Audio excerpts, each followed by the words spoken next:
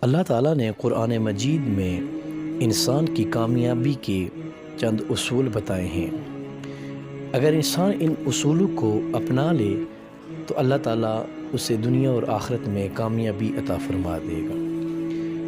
اللہ تعالیٰ نے کامیابی کا جو پہلا اصول بتایا وہ یہ بتایا کہ ہمیشہ ایسے لوگوں کی پیروی کرنی چاہیے جن پر اللہ تعالیٰ کا انعام ہوا ہو۔ دوسرا انعام یہ ہے کہ انسان کے دل میں کبھی بھی نا امیدی کی جو کرن ہے وہ کبھی بھی نہ جاگے۔ ہمیشہ وہ اسے اللہ تعالیٰ سے اس شخص کو امید ہونی چاہیے۔ یعنی اللہ نے فرمایا کہ لا تقنطوا من رحمت اللہ، کہ میری رحمت سے کبھی بھی نا امید نہ ہونا۔ تیسرا جو اصول بتایا کہ ہر تنگی کے بعد آسانی ہے، فَإِنَّ مَعَ الْعُسْرِ يُسْرًا إِنَّ مَعَ الْعُسْرِ يُسْرًا، یعنی مشکل کے بعد آسانی ہے۔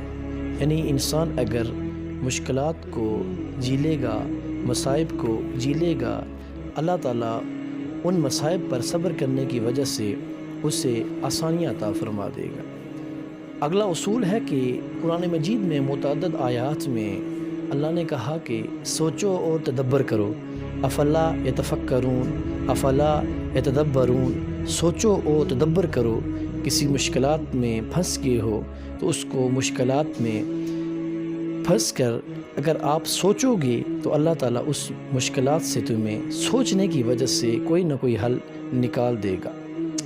اگلا جو اصول ہے وہ ہے کہ اپنی حالت خود بدلا کرو، یعنی دوسروں کے اوپر انحصار نہیں کرنا چاہیے، اپنی حالات کو خود بدلنا چاہیے، دوسروں کے ہاتھوں کو نہیں دیکھنا چاہیے۔ مشکلات آئیں، مصائب آئیں، تکالیف آئیں، اپنی حالات کو خود بدلنا چاہیے۔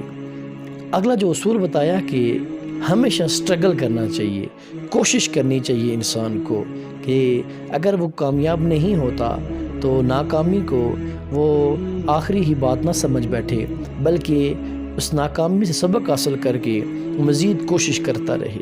پھر اللہ تعالیٰ نے ایک اصول اور بتایا کہ اپنے جو اعمال ہیں، جو کام ہیں، ان کاموں کو آسان طریقے سے کیا کریں۔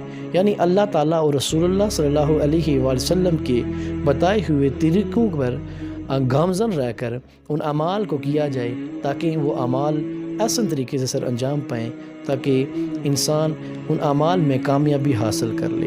یہ اصول قرآن مجید نے ہمیں بتائے ہیں۔